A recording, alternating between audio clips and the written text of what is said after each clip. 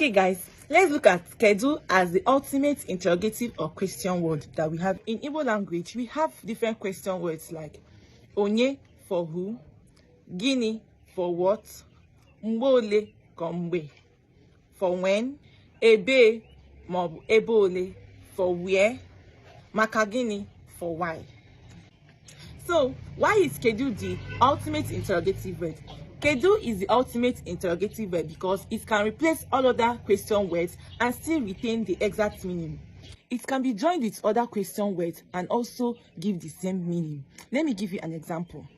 The first example I'm going to be giving is Kedu ahagi. Kedu ahagi, what is your name?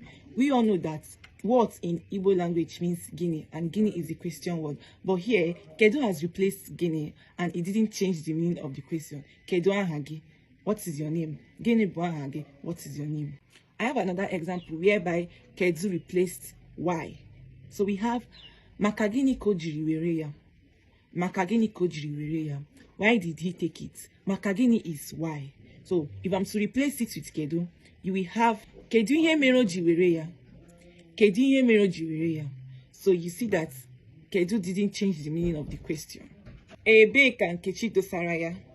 Kedu ebe Nkechi dosara ya. Kedu ebe Nkechi dosara ya. Where did Nkechi keep it? You see, Kedu has been added to ebe and it still means the same thing. Mgbe ole ka ọ ga-abịa? Mgbe ole ka ọ ga-abịa?